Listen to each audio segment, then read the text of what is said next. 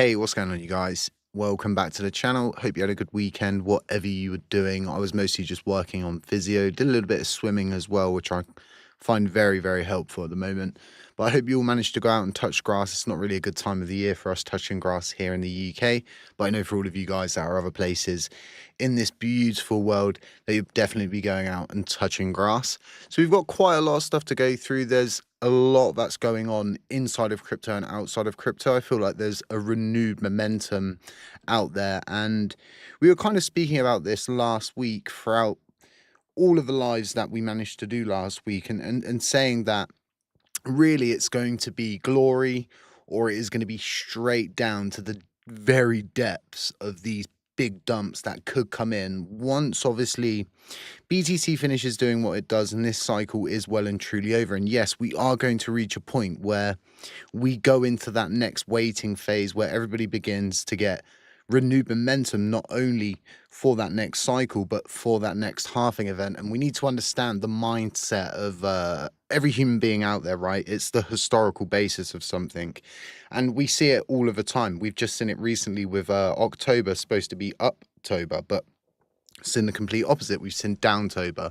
So these are all of the things that I'm really paying attention to, but something that has really made me chuckle, and it really shouldn't make me laugh at this point. And I don't know if you guys have seen this, but there was a robbery at the Louvre overnight, and just that in this day and age, someone has managed to pull this off is absolutely insane, especially with all of the high-tech security and the fact that these guys simply just use a cherry picker type vehicle that they stole and went in for a window. It was a 7-minute heist, but this is the bit that really gets me, you guys. Like this really, really gets me, because I can just picture these guys zipping off as they make their great escape and then dropping this priceless crown that's now completely ruined. So they actually broke in with power tools, used a cherry picker, as I said, but they escaped on scooters. They literally escaped on bloody e-scooters. And they must have been in such a panic, such a rush, that they dropped this crown. It was just left there in the street. And obviously the time of them actually like finding out what happened and everything was significantly after all of this had happened. So again, this crown was just sat there in the street somewhere. Anybody could have walked past it and just simply picked up. That'd have been a day, wouldn't it? But yeah, that really got me, you guys. Like really got me. So anyway, let's come away from funny stuff like that. It was not really funny. I shouldn't laugh. You know, it's a robbery, but the fact that France doesn't actually have a monarchy because of their history and everything that they stand for, and the fact that these priceless royal jewels have been stolen. I think they belong to the Queen when Napoleon, I don't really know, but I was just reading some stuff. It had really, really got to me this morning whilst I was making my coffee. But yeah, let me know what you guys are sipping on. Not sipping on a monster today, actually sipping on water, and then I have a nice little tiny latte, which is it's called a coladito. It's something that they do in Puerto Rico. It's very small, but a really, really strong shot of coffee. So let's go over, let's do the usual. Let's look at that fear and greed index, guys. Like I said, renewed momentum out there in the market, and you can see that on the fear and greed index. We can see the needle pushing back up into that fear stage. So this is a really, if you were saying to yourself, you know, what's a good time to start dollar cost averaging, or think about dollar cost averaging into some positions or making new entries, now or last week was probably a good time.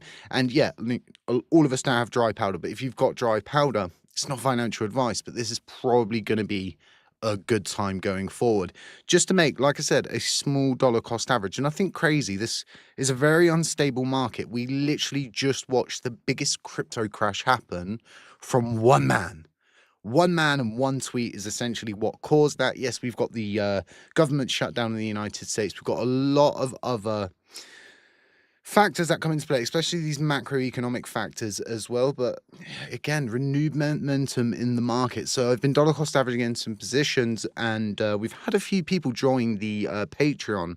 Now it's back open, and I've got 4 new positions I've opened. I'm going to go through 2 of them with you guys today, because I want to give a little bit outside of the Patreon, as long as give as well as giving something inside the Patreon.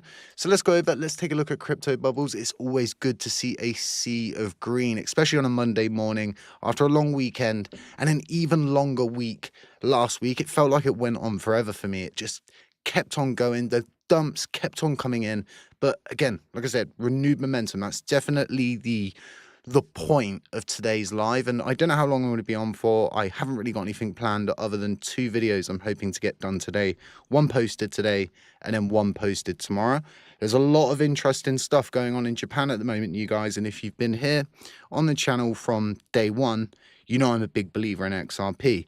I'm an even bigger believer in what's happening in Japan with XRP, and we've gone over this many times on the channel. We've followed many different articles and many different bits of news in relation to SBI Remit, their role exactly in XRP, Ripple XRP specifically, and the use and use case really in Japan is very heavy just with XRP over the counter. And what I mean by over the counter is if you go to buy, for example, some Pokemon cards or whatever, that's definitely a me thing, so I'd be buying Pokemon cards. You can just simply pay with XRP. These are the benefits you really find when you go to a country like Japan. But even when I was in Puerto Rico, many places I went to, I paid for coffee with cryptocurrency. And I really found that a lot of the coffee places out there dealt with cryptocurrency. So anyway, sea of green, looking absolutely beautiful on the day. Obviously, we're still recovering on the week. A lot of bloodshed out there. Looking at a sea of red, essentially. And then, again, pushing on that month. There are some climbers. BNB seems to be leveling out now. It's really been on a crazy run, if you ask me. It's been something of a wonder. Essentially, BNB was probably one of the best things that you could have invested in from day one going forward, just dollar cost averaging in. I remember when I was using it, it was like less than $50. I'm sure it was less than $50 at one point. But yeah, so many things out there, so much happening, so much I want to go through. I'm like a kid in a candy store at the moment. But what I want to do is keep it a little bit, can't even talk. Keep it a little bit LUNC orientated. And we've got a chain upgrade. Today, we've prepared the node this morning, so that will be going through. We use a really good tool called Cosmos Visor, and if you're a validator and you're not using this, essentially you can just have this Cosmos Visor run the update for you, just prepare it in the background, and once the time comes, it just 1, 2, 3 does it, and it's done. It's very simplified at this point. I know a lot of people want me to probably go in and break down what this upgrade is, what it's going to do, all of the ins and outs, the intricacies of it. But essentially, it's just boring stuff that is not really doing much for the chain. And I don't believe in chain upgrades as much as I probably should at this point, but we've been here for almost 4 years. We've seen chain upgrade after chain upgrade after chain upgrade.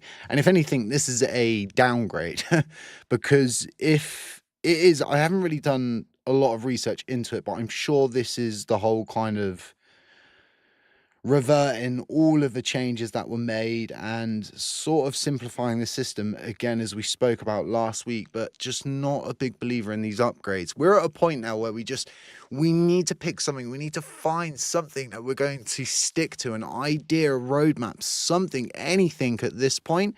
And I'm at a stage where I've tried absolutely everything as a validator, as a content creator, as someone creating dApps and tools and all of these different things. I've tried so many times to kind of be a beacon of light, if you will. And so many people say, well, try take the lead. Someone should take the lead. I think anybody that takes the lead is simply doomed to fail in LUNC. And that's just the way the cookie crumbles. It's so deeply rooted into this ecosystem.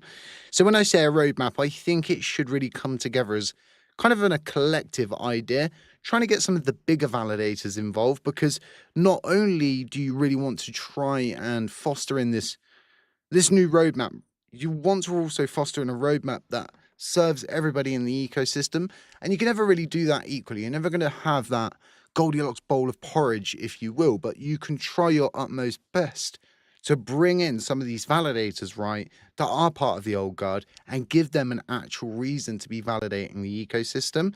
This is just kind of the mindset I'm in at the moment. I just feel like we could be doing so much more. And if we're not going to be doing so much more, why don't we go on these like marketing campaigns to show off the technology that we do have, the stability that is available if you want to come here, build a dApp and and launch that. Not saying it's going to be successful, because damn, LUNC is a tough environment to launch any product in, but you can essentially build anything you want inside this ecosystem. Again, the issue is we're not attracting anybody. We haven't got the marketing out there. We don't have the beneficial ecosystem that kind of screams from the inside to the outside, you want to come here. This is where you want to build. If you could, and I'll keep going back to this, bring in some kind of stable coin, right? That's yield bearing. And well, if you introduce USTC staking and you fund one of those pools, you start doing, you've got, it's not a yield bearing stable coin at that point, but it's kind of a yield bearing stable coin because it used to be a stable coin, right? So it all comes down to terminology and stuff like that. But it's all about beginning to attract, right? Starting to build a pheromone, if you will, that's going to lay down a trail for other people, not just outside of the cosmos, more importantly, inside of the cosmos. Because if you are trying to market to the right areas, to the right people, you're going to want to target the cosmos. And you're probably saying, for those of you who, don't know, the cosmos is huge. The map of zones in itself is a really good way to show people how big this ecosystem itself is outside of LUNC. And like I said, I'm not talking about the broader crypto ecosystem. I'm just talking about the cosmos. So what we're looking at here is the map of zones. And if I just zoom in a little bit, if my mouse wants to play ball, because the scroll on this thing's absolutely destroyed at this point. Thanks to Happy, really appreciate that one, coming at me from the grave. So $29 billion is locked into the cosmos at this stage. You can see that in the top right-hand corner. So during that last kind of push, I think it got up to around 35 to 40 billion.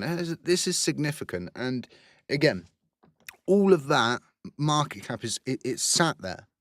If you can create a product inside our ecosystem, any one of these ecosystems will either be able to port over, move over, or branch over. And if they can't, they will be able to put the work, energy, and effort into some kind of governance method to interconnect the blockchains so they can port, move, those kind of things.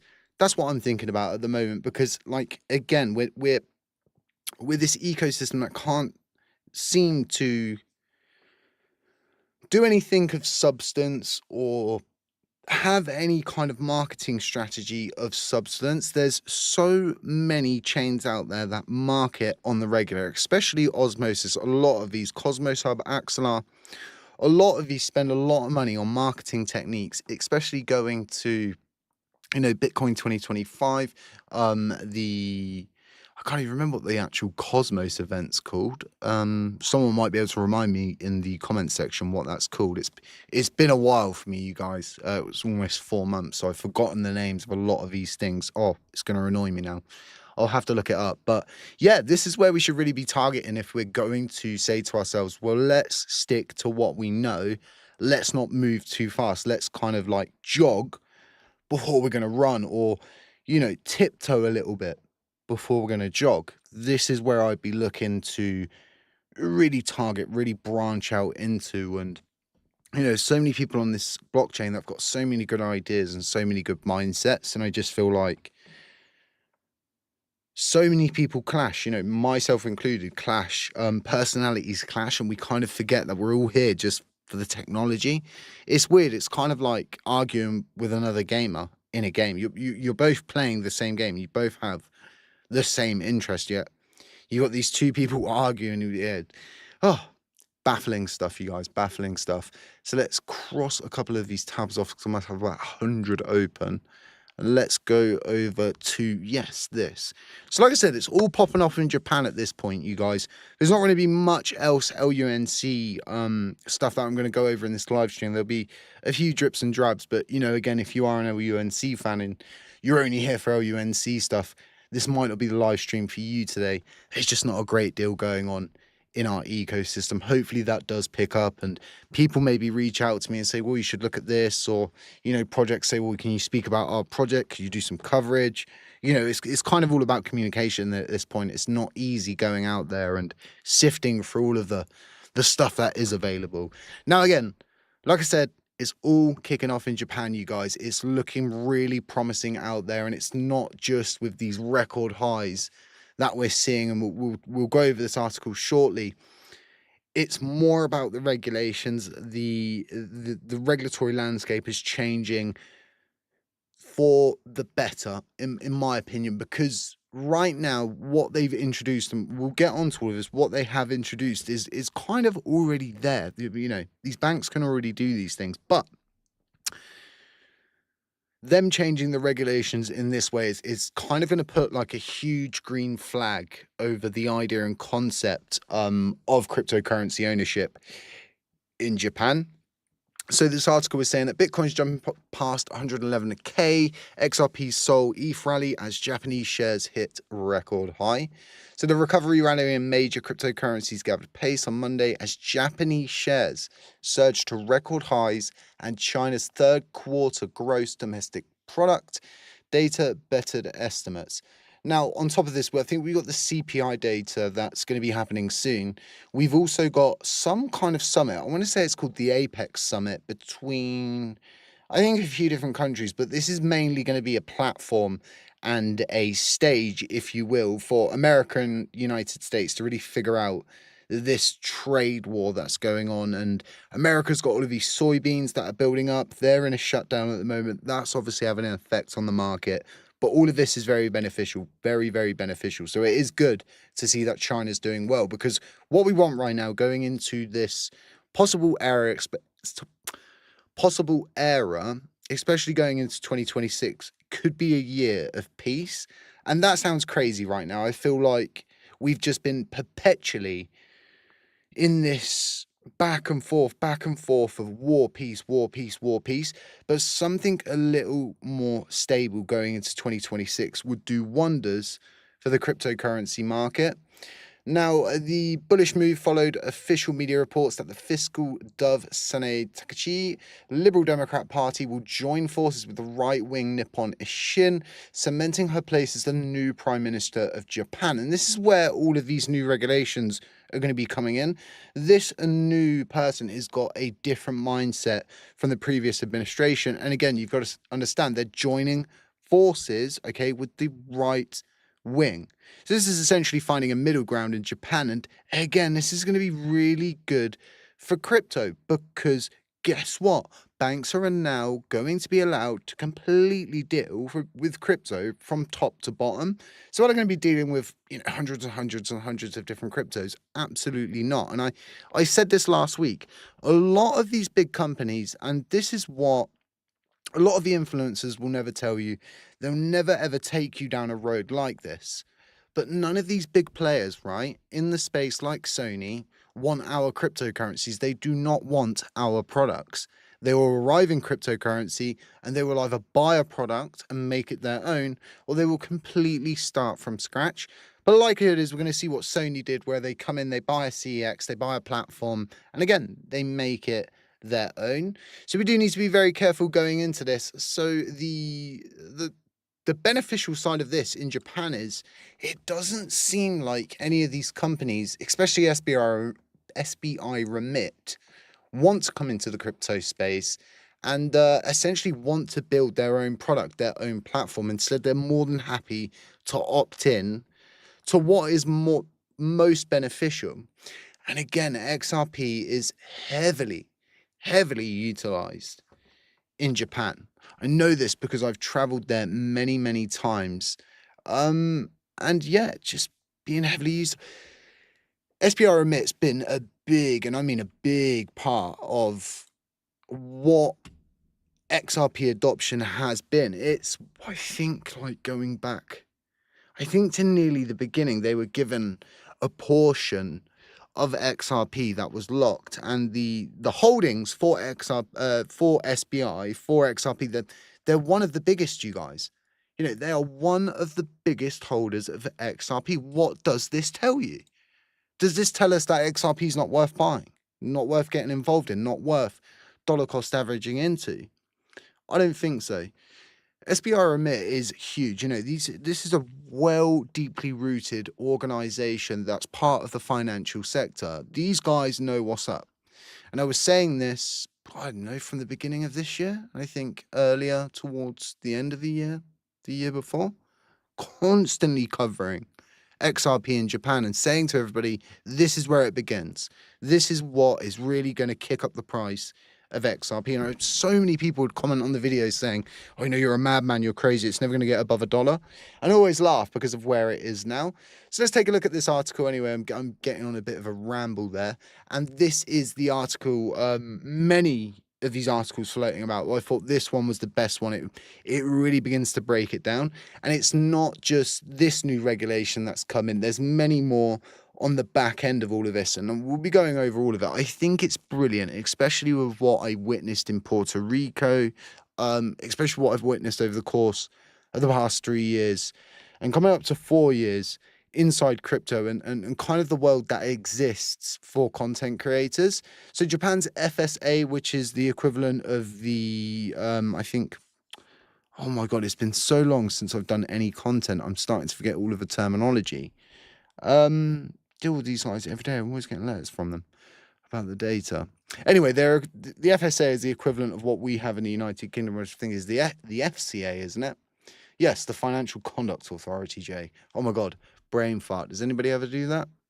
Get it all of the time at the moment. It must be a side effect of the paralysis. So this is the FCA weighing on allowing banks to hold crypto and other cryptos other than just Bitcoin. This is a broad scale thing, and this is putting a little bit of salt on it. But from my research and from what I've read and what I've gone through in some of these documents that are available, although the translations might not be as direct, seems like this is go. This is green for go. This is all part of this new plan that's coming in, and you'll understand why this is green for go very shortly. So Japan's Financial Services Agency is reportedly preparing to review regulations that could allow banks to acquire and hold cryptocurrencies such as Bitcoin for investment purposes. And you're saying, well, hang on a minute, Jay. How is SBI Remit able to hold XRP? Well, this is the interesting thing, right? Because they can actually be gifted or donated XRP or cryptocurrencies as long as they're locked up and they follow specific regulations that were outlined again by the previous administration. So they're stating that this move would mark a major policy shift as current supervisory guidelines revised in 2020 effectively bans banks from holding crypto due to volatility risks, according to the Sunday report from Live Door News. The FSA plans to discuss the reform as an upcoming meeting on the Financial Services Council, an advisory body to the Prime Minister. The initiative aims to align crypto asset management with traditional finance products like stocks and government bonds. This also could lead to far better taxing structures for cryptocurrency. And I think this is really important, especially if you're from the United Kingdom. The tax structure here is absolutely terrible. It is built on the precipice of the person having absolutely zero idea what cryptocurrency is, what blockchain technology is, what decentralized, it's absolutely insane. But Japan are doing it right. So they're saying that Japan may let banks operate licensed crypto exchanges as well. This is very important, you guys, because you need to understand that Sony has recently, and I say recently, I think it was at Q1 to Q2 of 2025, Sony actually purchased a cryptocurrency exchange. We'll look at that shortly as well, just so you guys can. I always like to speak to you guys as if you know absolutely nothing.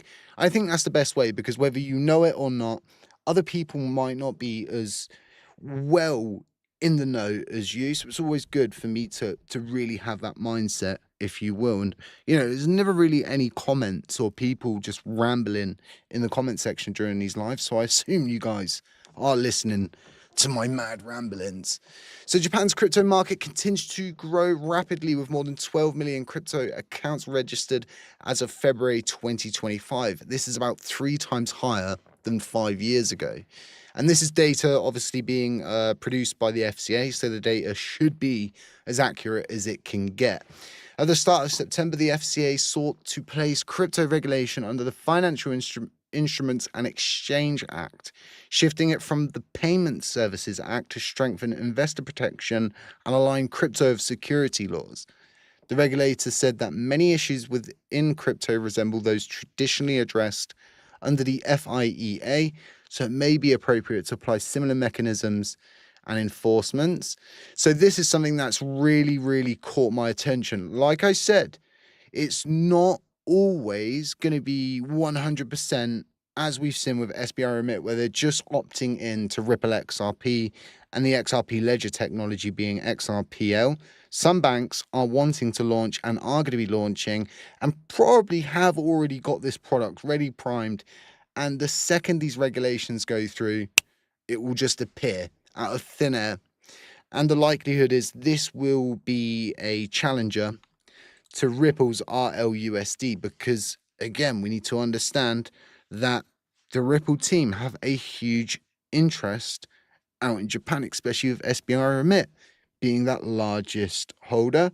So 3 of Japan's largest banks, including Mitsubishi, Sumitomo, and then Mitsu Banking Corp, another one, Misao Bank, have joined forces to issue a yen-peg stablecoin aimed at streamlining corporate settlements and reducing transaction costs. I think this is always important with any kind of stable product out there. It has to be affordable. It has to be fair. If you know what I mean, if you've ever messed up and when you first got involved in crypto, maybe you sent a stable coin. I've got so many friends that have done this and then they're shocked at how much they've been charged in gas fees. So the Securities and Exchange Surveillance Commission plans to introduce new rules to ban and penalize crypto insider trading. And I think this is a huge step. And for you guys, you might be like, well, you know, what, all right, whatever, you know, insider trading happens. But I think this runs far deeper, especially in crypto. We've never ever seen a boom with anything as big as we've seen with people who cover cryptocurrency content and the ability for that person who does content right to get what they deem as these promos. And this is a word that again, it's terminology. It's all about how you word something. And these promos, right, are essentially an influencer or content creator are contacted by a token, and that token says to them, hey, we'll pay you for an 8 to 12-minute video. And we'll give you X amount, and we're also going to give you some coins as well that you can sell. Now, again, this becomes an insider trading thing. So when I think about the regulations that Japan are going to be pushing, you know, this is good for business. The influencing sector or content creating sector is more dirty than any of you could ever imagine.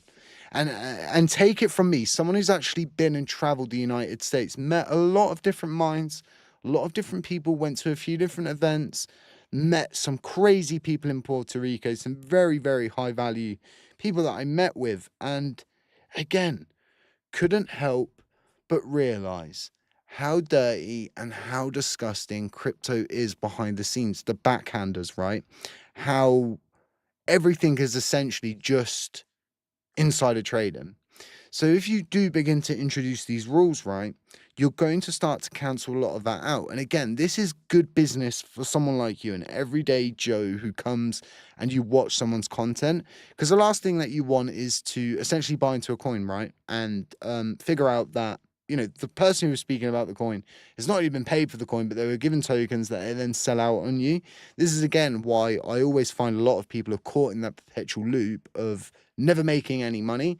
That's why I always said to you guys, you know, invest into XRP no matter what you do. Dollar cost averaging, it's not financial advice.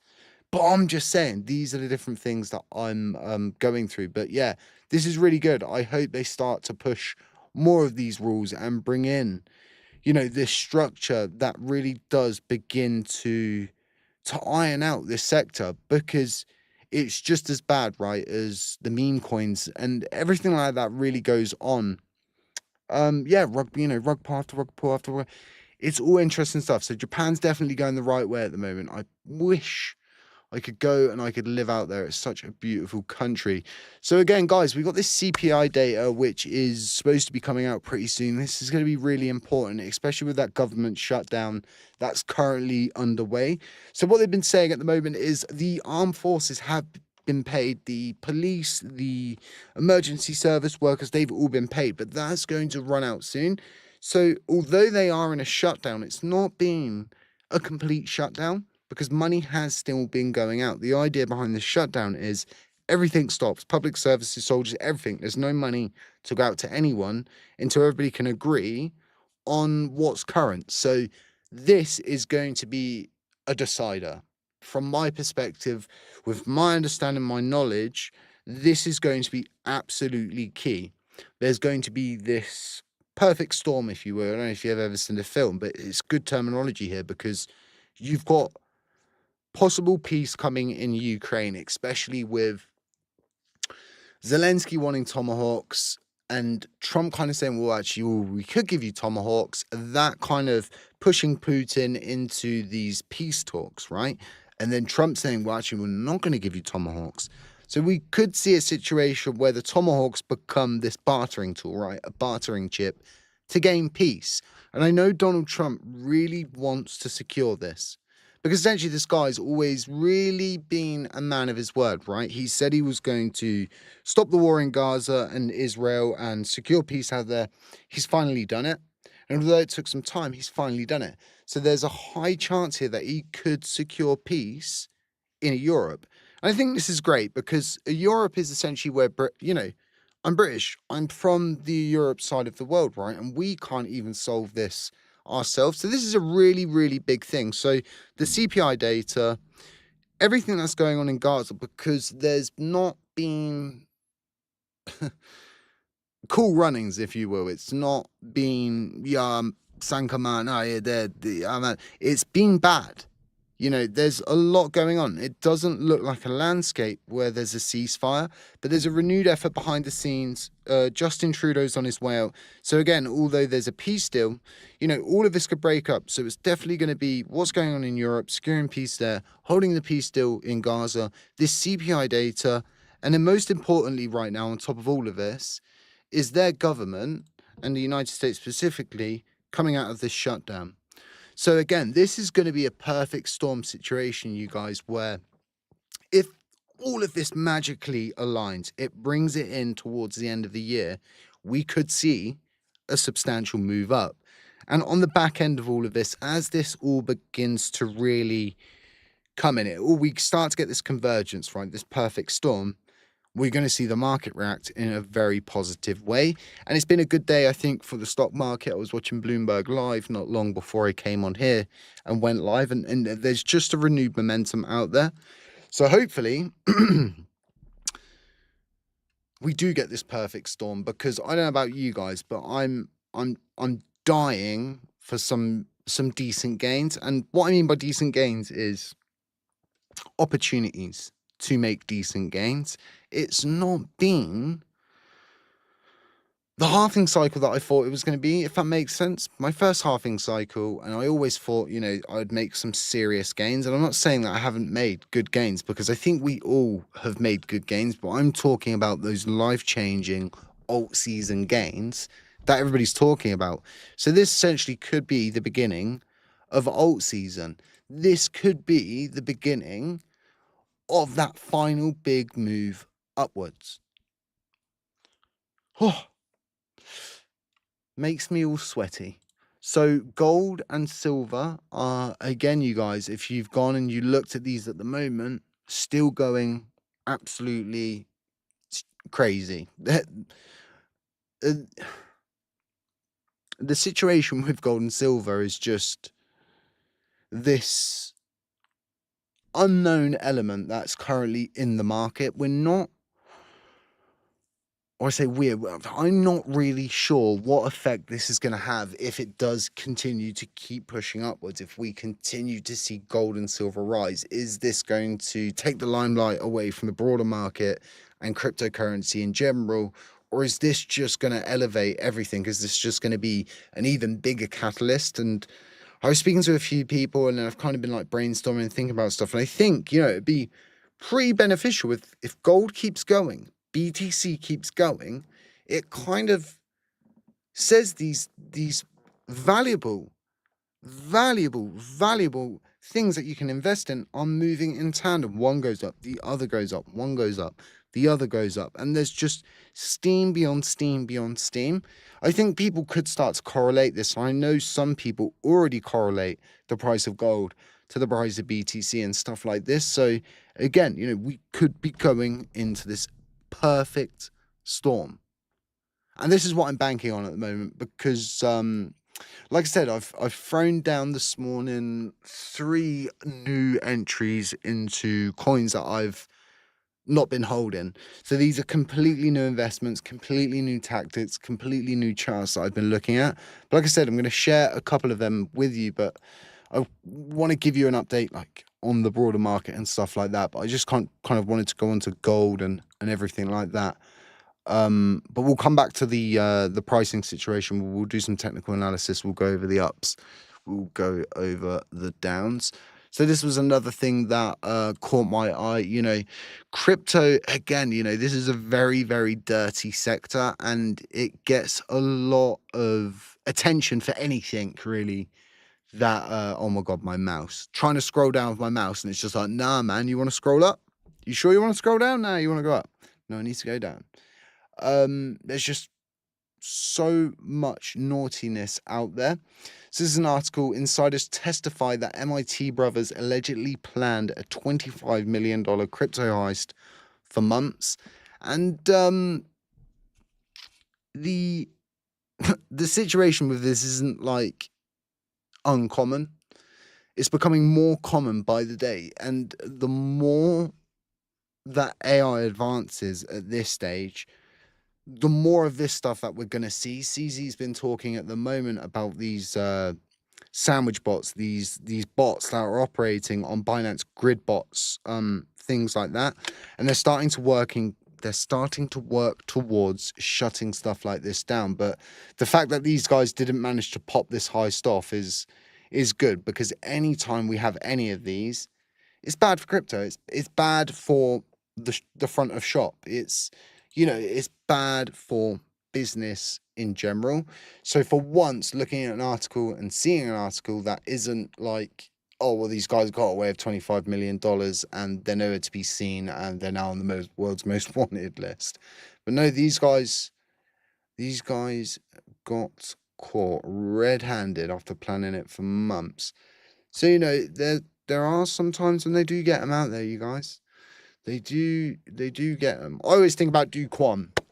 I was saying this to some people I was having lunch with on the weekend, and they're asking me about what I do for work. I'm always very secretive with people about what I do for work and the fact that I have the channel and I'm involved in crypto.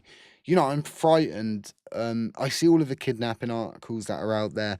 I know a couple of YouTubers that have been kidnapped. They've always said to me, it's so good that you're anonymous. But anyway, I was having lunch and they were asking me specifically about our ecosystem and where we've come from, where it began, where we are now. And like I explained to them, the crash, what happened, all of the negativity out of there, all of the people that lost their lives. And the fact that DK went from this guy, right, that made everybody millionaires to now sitting in a jail cell kind of tells you, right, that justice does prevail a lot of the time. When you look at SBF, again, justice did prevail on that day. I know that's what a lot of people don't want to hear. They probably think DK's innocent, which he's not. Go through the court documents. The evidence is there. You can look at absolutely everything now. You can even get the voice recordings if you download the right documents. They have them tied to the documents now on the website. I'll try to leave links to that if you're interested in it. But yeah, he's guilty. He's guilty on reason of reasonable doubt at this stage. And the fact that he has gone guilty kind of annoys me. But at the same time, at least justice is going to be served. But for us, It's not good. And if you weren't tuned in last week, I was talking about the fact that, and I'm going to be doing a video about this today, the fact that Do Kwon pleading guilty is good for us. It is hopefully, once the civil case is finished, the payouts are done, everything's liquidated, and the SEC move on, and then this criminal case is done and dusted, and it's just going to be an open and shut case, guys. This is going to be a real quick in and out. We're likely just going to get a final judgment. That final judgment will have a summary of what he's been charged for, what was the evidence. You know, we've been through this before with other stuff to do with the civil case, so you know how the cookie crumbles, but we're just simply not going to get any answers. That really annoys me. Like, really, really annoys me. The more I think about it, the more it irritates me. And I'm like, God, there were so many things that we could have got answers to, but we're simply not going to get the answers to anymore. It's that simple. We might get the answers to some of the stuff, right? But we're not going to get the answers to absolutely everything. It's diabolical at this stage from my perspective, because I relied on, especially from the beginning, all of the information that comes out, or any content that's created about LUNC, is just, it's either cringe, fake, doesn't make sense, or it's like a pipe dream or whatever. But the process of a civil case gave us more answers than we could ever have hoped for. And I think a lot of people underappreciate that. I think they underappreciate the fact of where we were and how it started to where we are now, and the fact that Luna did look down on us, and that TFL wouldn't help us, and that, you know, we couldn't get updates for the app for Terra Station, and, you know, we'd always be on the stick end of everything. And it's kind of like, that aged well, didn't it? Like, oh, how the mighty have fallen kind of thing, because we look at Luna and they're in a worse position than we are. A far worse position. Their pools are in a far worse. It's been a long journey, but we got so many answers from all of the documents, the back and forth in the fact that the prosecution didn't ease up at any point on TFL. They wanted answers to absolutely everything, and we got answers to absolutely everything. I think nearly everything was answered that we wanted answers to, that we knew existed, you know, funds and assets and wallets and all of those different things. But we're just not going to get that now. We're just simply not going to get the back and forth, and we're not going to get the prosecution having the ability to really get the most, to really not just seek out justice, but answers, because justice is him sitting in a 5x5 cell for the rest of his life, you know, getting like 1 hour of exercise every day, eating absolutely terrible food, and probably dying very early on in his life just because of what it's like being in a 5x5 cell, you know. But justice, in my opinion, comes in the form of answers, especially for those who are affected pre-crash, during the crash, and after the crash, and people who are still affected now, that buy into LUNC, and then suddenly you become entangled in this web that is Terra Classic, Columbus 5. It's, yeah, but the most important thing for you guys in that situation and those circumstances, for me, is getting more of these wallets, getting more of these trial exhibit P301 documents, where the promise isn't just hearsay or, you know, someone's investigations of gathering evidence and stuff like that, and trying to get people to go through it.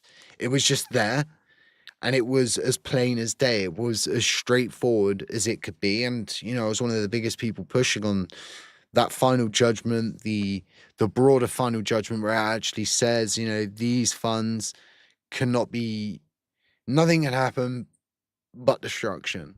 And again, the only things that are unsolved now for us that we didn't get answers to is definitely just those final CEX wallets.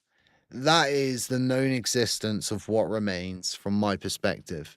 With my research, my data, everything that exists, that is the known edge right, of what is unknown right now.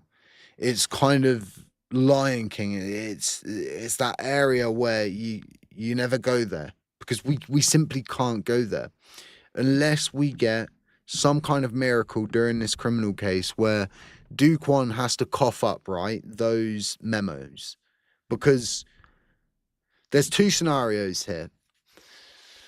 Either trial exhibit P301 has redacted memos, or the redacted information is non-existent and they redacted it for the sake of redacting it, and they never ever handed over the memos anyway, which again, this could have been something that was brought up in the criminal side of the conviction. It's something that we could have got answers to. I hope and pray that somewhere along the line we get those last memos, because as much as people don't want to sit there and be like, oh, what would happen if we did get the memos? Well, we burnt the mirror and anchor protocol assets. We're not just talking about,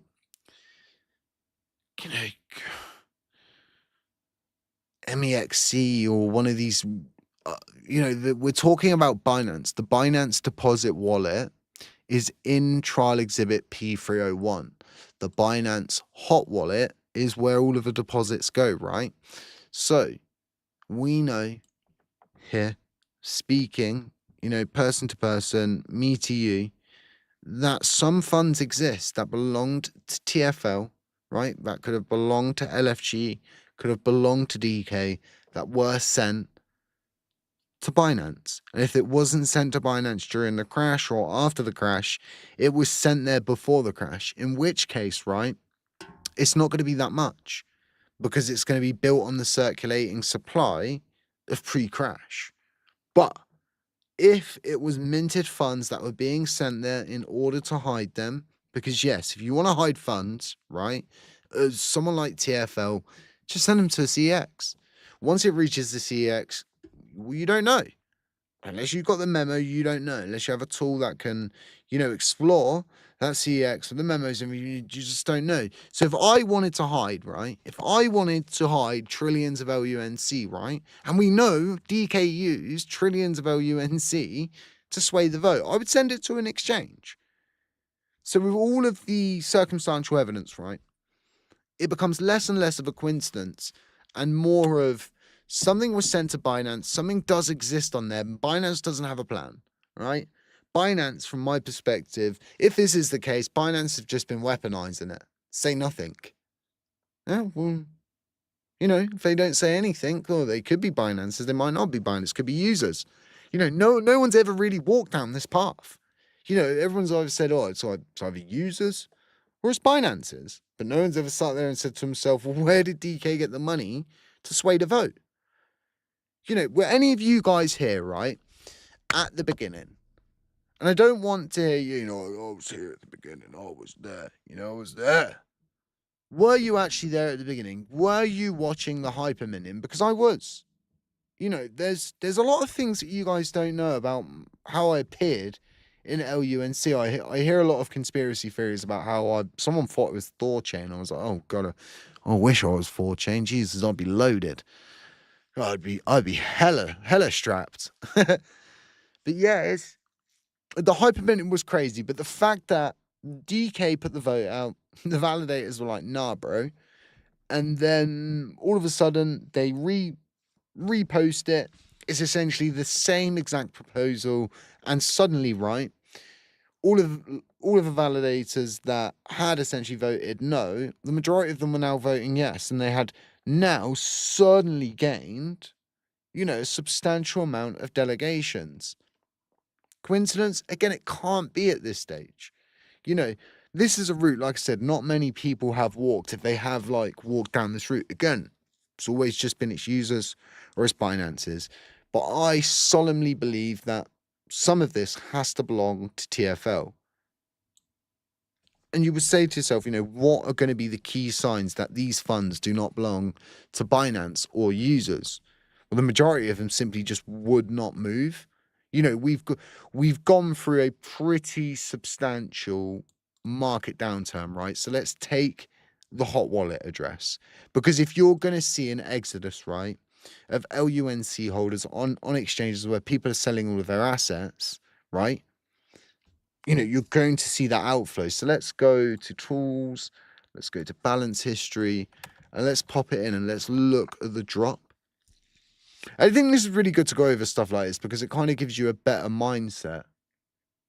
Oh, here we go. Let me just do that again. So you can see it's slowly been dropping, at that peak of around 2.7 trillion. We can see these points, like I've explained, where they just completely empty the hot wallet, send it somewhere else and send it back. If we had not whitelisted them, right? If they weren't on the whitelist, moves like that, I can't even do the maths right now, but it would be billions upon billions upon billions of coins that were burnt if we hadn't had them whitelisted. So again, like we see these downturns, right, in these areas of accumulation. We've seen it here, look, downturn, area of accumulation, but never seeing it drop below 1.5 trillion. Why do we not see the remainder of these users sell their LUNC? Why don't they move it, stake? Why don't they do anything other than just hold it? Like, what kind of mindset is that? It's not a mindset. Like, I'm not into well, I am. That's a lie. So I was gonna say I'm not into conspiracy theories. Jesus, I love a conspiracy theory. Give me my tinfoil hat. I love a conspiracy theory. But this really isn't a conspiracy theory at this point. This is, 4 years worth of evidence that's been building up, and we've got enough time that has passed now to say to ourselves, there's a level here. There's a bottom here to what belongs to users and what belongs to Binance. No exchange out there would just hold an asset until it went to zero. I do not believe that. I truly believe Binance would have come out and they would have acknowledged the fact that, yeah, we do still hold a substantial amount of LUNC, but they've never ever come out and said that. The only thing they've come out and said is they still hold their LUNC, which was Luna at the time, that they acquired pre-crash. So that means they probably hold less than 1 million coins pre-crash. So again, it's not like Binance ended up with trillions of coins somehow. Yet, bugs me. I think about it all the time. I shouldn't put this much time of my life thinking about what TFL sent to Binance. These other exchanges on trial exhibit P301, guys, right? I'm not bothered. Like, I'm just not bothered. Like, if I get the sheet up, let me grab a sheet quickly before I go and make my son's bottle for 2 minutes and then come straight back to you guys. So I'm going to get up trial exhibit P301. Not bothered about Upbit. Not bothered about the Coin One deposit wallet. Not bothered about KuCoin. The only one I'm bothered about is that all-important Binance deposit wallet. That's all that matters now. If we could just get answers to this, and you could you could rule all of this out by backing Binance into a corner. And you say, nah, you couldn't do that. There's no way you could get Binance to speak up. No, I couldn't, but you guys could. Like, as a community, you definitely could. You've demanded answers many times before, and you've got those answers many times before. And I truly believe that, yeah, this community could back Binance. More importantly, CZ Binance into a corner to get some finite answers. We're going into a different era of crypto. We deserve answers. It's not like we're asking them for $1 million, or we're just asking them, what the hell is going on? How much of that LUNC and USTC do you actually own? How much belongs to you guys? And if they come out and go, well, actually, we've only got holdings of, 10 billion LUNC and then, maybe like 30, 40K USTC. We can then say to ourselves, right, well, then it's not Binance. We know it's not Binance because they've owned up to it. They've come clean. It's not them. All right, so it's users or TFL did send a bulk amount. And again, like, if I was DK and I wanted to exodus a huge amount of coins that were minted right during the crash, and maybe he turned, because this is the crazy part, like they were doing some dumb stuff behind the scenes where they were like turning stuff on, turning it back off, and it was just like minting, and then the minting would stop, Then he would turn it back on and the minute it would start again. It's kind of crazy. It's like he needed more coins. That's what the evidence tells me. And, I've been in this for a while now. I've definitely seen enough to know that there is more afoot. And the people are like, well, Binance have got a plan. Binance don't have a plan. They did think that at one point, but now knowing what I know with trial exhibit P301, the reality really stands with me that TFL definitely, and I think more importantly, Do Kwon sent all of those coins that he used and utilized to sway the vote, to get the fork. That's the likelihood of the end result of where they went to. That's why we've never seen it drop below, that 1.5 trillion mark. That's why, a substantial amount of our supply sits on Binance. The issue is with the USTC is why would he send that there, right? Why? Why would you do that? That then becomes one of those unknown factors, if you will, because again, if we go over back to Lunkdash, we go to the Wallet Explorer for the balance history and we look at the accumulation of USTC. Yes, you can look at the accumulation of USTC as well as LUNC, and you can even flick for delegations for a wallet as well if they are delegated on chain. That'll give you a lovely little visual. These are really good to visualize stuff, but you can see the accumulation, right? You can see where that drop is, again, where they move the UST and the LUNC out of this wallet and then back into the wallet. USTC is not burnt in the same way that LUNC is, but by God, it should be. And, by God, Binance shouldn't be whitelisted at this point. We get zero benefits from it. And them burning each and every month is just, it's a mind game now. And people will stick by Binance and keep that whitelist there, thinking that they've got a better deal because they get a consistent monthly burn. And you would get more bang for buck. You would get more if you just removed it and made Binance play by the books. Honestly, we have so many bargaining, not even bargaining chips, but just general strategies that we could play. But we don't. So yeah, here's your visualization of USTC, guys. So again, the accumulation's there, but never ever, once it pings up there, right? And TFL, this is the thing, right? Throughout the course, the crash happens in May. So this is about here, right? And then the accumulation picks up. So we have the crash. Oh, ping. Suddenly, Binance starts receiving loads and loads of assets. Why? What did Binance do? They didn't accumulate anything before. There's no... And I've looked so many different times with Arkham data, with so many different things. There is nowhere that I can find Binance making large buys of LUNC and USTC. It simply wasn't available. This is the crazy part. It just wasn't available. The only way to gain it, and have gained it in the beginning, is like distribution from the chain. And people were feeding it out. It's very peculiar, you guys. The more you go into it, and it's like, okay, this isn't a conspiracy. This is... If you were to go and, actually take some of this, I don't know, in some way, shape or form, if you were a legal entity, you could take Binance to court to get answers in some kind of civil case, right? The evidence that you actually have is overwhelming at this stage. You've got enough there to really present a case and say, you owe us answers. Like, you owe us answers, bro. You could tie in the criminal and civil case of TFL, Duquan, everything like that, and then you could show the evidence that you've got with trial exhibit P301. Again, guys, we crawl back, right, pre-crash, and I haven't really mentioned this, but there's a reason why we crawled back before the crash, because all of the data before the crash is probably the most important part of any person who's investigating this whole debacle. If you want answers, the answers really lie pre-crash. Again, if you had a tool, and I was speaking about this previously, if you had a tool that could crawl a blockchain in the same way, that could crawl a CEX in the same way that we're able to crawl on the blockchain, right? If you could crawl through their memo system, you could find out where all of these funds came from. If you could even go and you could correlate and you could find out what the weather was like.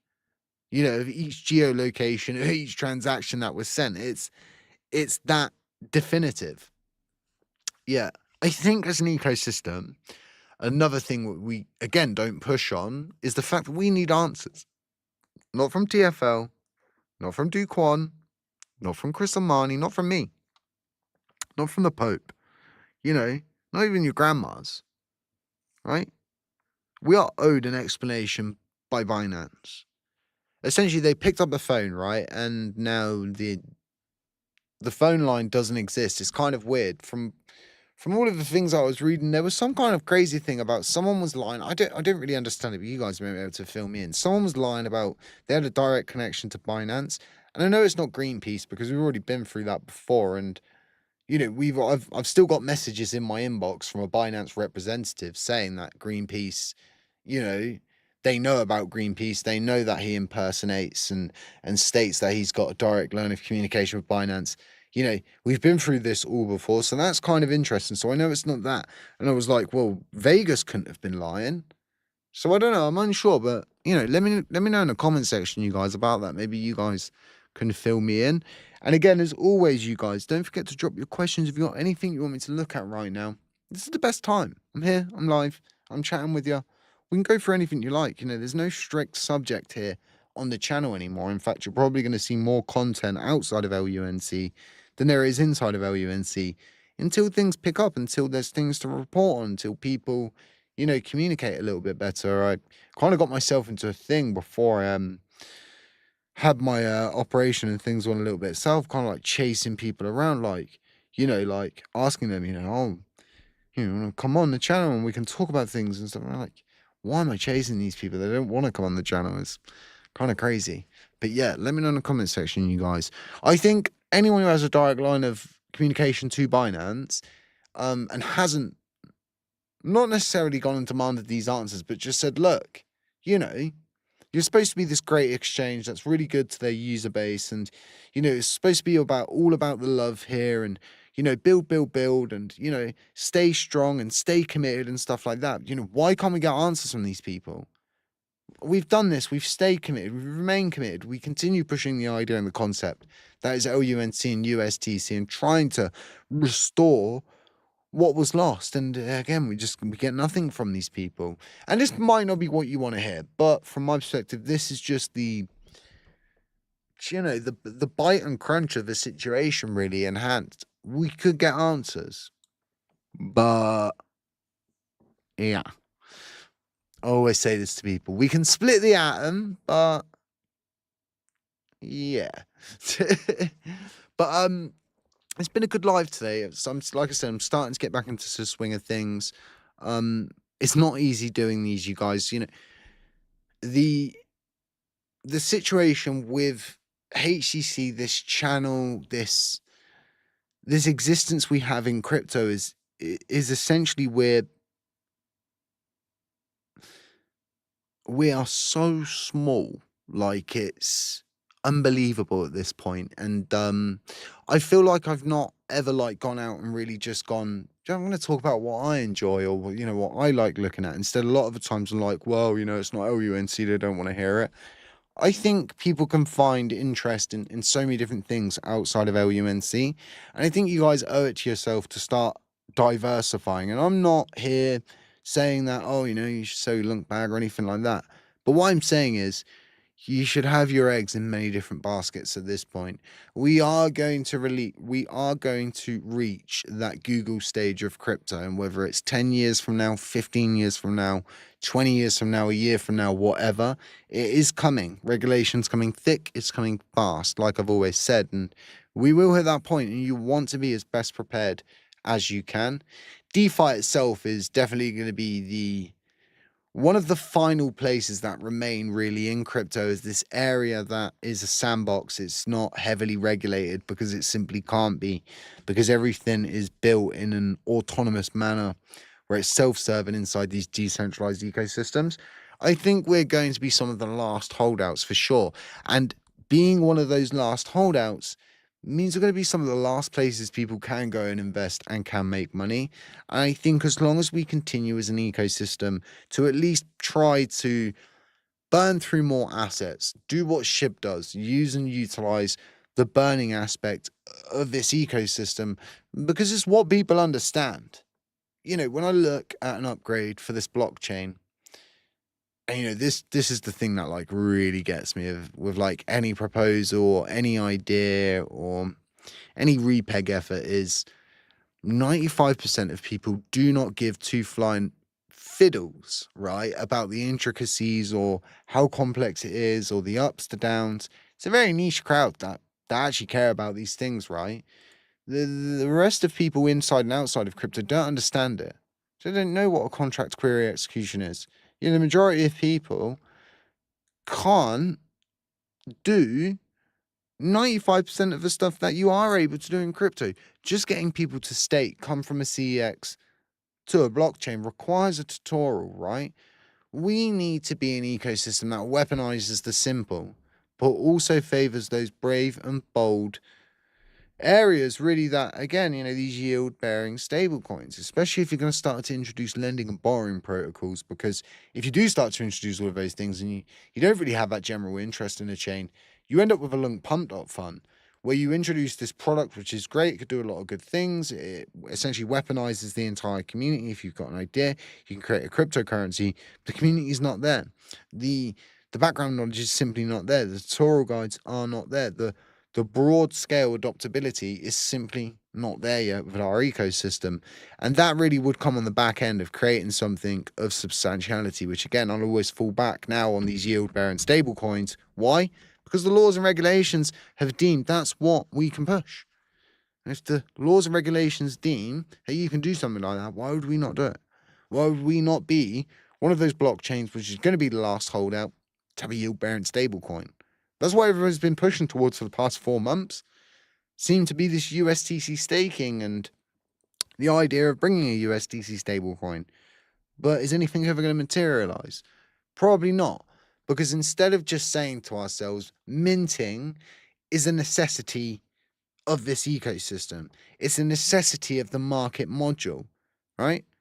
But instead, we're just kind of always find that we're at disco, and there's like one side with the guys and one side with the girls, and nobody wants to kind of just accept the fact that you could go and you could dance with each other. That kind of dumb, kind of cringiness, like it's weird for me. 4 years, 4 years, and we still can't get over the concept of minting. Again, the simplicity is simply not there inside of crypto.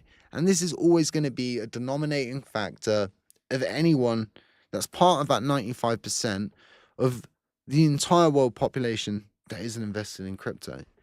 With simplicity comes simple minds. And, the majority of us have simple minds. I'm a simple man myself. I like simple things. I like things to be as simple as possible. But I don't know. I always say that, but I don't know. I clearly do know, otherwise I wouldn't be talking all of the time to myself, believe it or not. This is what I always found funny when I stayed with 4 YouTubers that you guys all watch all of the time, probably. And everybody's creating content. I'm like, wow, it's just like 5 guys all talking to ourselves into microphones. I was like, this is crazy. But I always find it funny, guys. And we're just here talking to ourselves. But again, no one really asking comments or anything in the chat. I feel like I don't say enough, or I don't do enough, and I don't know, expand your minds enough. I need to work on it. I need to work on it for sure. But guys, if you could drop a like on these live streams, I'd really appreciate it. We tried to run them for around an hour at the moment. Again, don't want to bore you guys too much and don't want to overdose you with content and live streams and stuff on the channel. So just getting back into the swing of things. But drop a like, drop a comment on the way out. Share this to other people that don't know that I'm back around. If you're not delegating with us, maybe you went off somewhere else, I'd appreciate it if you would come back. Maybe you'll delegate with us if you haven't delegated with us before. It goes a long way. It keeps products like Lunk Dash operational, and it keeps the lights on here on the channel as well. I want to say thanks to all of my new Patreon members. There's been about 5 of you that have joined. Make sure you join the Discord. Get into those alphas, you guys. They're really important. So what I'm going to do, we're not finished yet. We're not finished yet. we've got some TNA and stuff to do. I said I've got a few things for those of you outside of the Patreon at the moment. I don't know, maybe it will make you want to join the Patreon group and become part of that, because the last time I had the Patreon open and we were doing alphas, god damn, we were finding some real killers, making some real good fast gains, making like $400-500 a day, some people in the old Patreon group. But it was more on top of it. No, I've already got you guys up. I've got like 3 screens.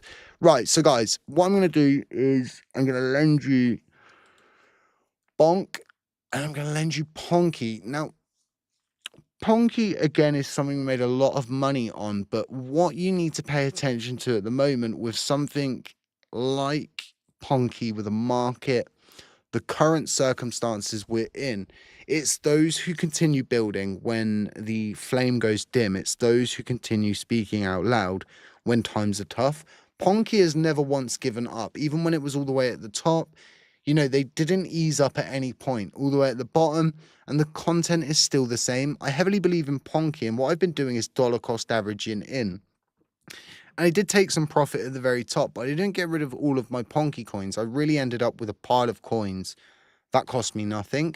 And what I've been doing is dollar cost averaging in each time we're touching the bottom end of this pattern. And what we spoke about last week is let me grab the brush, is this here. Now, what we need to understand is when a pattern's playing out inside crypto, inside the stocks, it's called a pattern for a reason, because it's happened historically somewhere else on another chart, and people have tracked that. With any pattern, when you get unexpected news like Donald Trump putting a 100% tariff on China, right, that creates a unknown part of a pattern. But what I do if something like this is just go, whatever. The idea right now is to get back up into this pattern. If we can get back up into this pattern, I really do think Ponky is going to be something that you could at least double or triple your money on. From a very, very small investment, you could make a lot of money. Now, for me, what I did today was dollar cost average in a couple $100. This is a very small investment. Again, this is a very unstable market that could swing both ways. Could go up, could go down. If it goes down again, right, guys, what will I do? I'll dollar cost average in again. If it goes down again, I'll dollar cost average in again. And say I put 250 up here, I wouldn't go as hard again here. I'd go more like 50% of what I went here. And then if it went down again, I went 50% of what I went here. So Ponky is something you definitely want to keep an eye on at the moment. And then the second one I'm going to give you guys is definitely going to be Bonk. Now, there's no specific reason why I've actually gone and invested in Bonk today, other than one simple reason. Bonk is a mover. Bonk is well deeply rooted at this point, and this is a day chart. We're looking at day charts here. We're not looking at hourly views, right, guys? This thing's a constant mover. You're talking about like 100 to 200% swings sometimes, going from those lows, from those very lows to those very highs. So what I've done, again, just $250 today, just here, hoping and praying that if this market does eventually move into that perfect convergence point, we know that something like Bonk is going to be an absolute dead certain mover. This is more of a blue chip meme play, in my opinion, because I'm not saying it's guaranteed it's going to go up.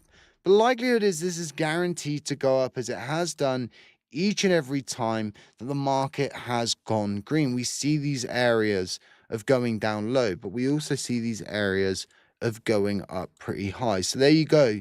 Everybody outside of the Patreon, you've got 2 of my current portfolio holds that I've either dollar cost averaged into today or started a complete new entry, which is Bonk.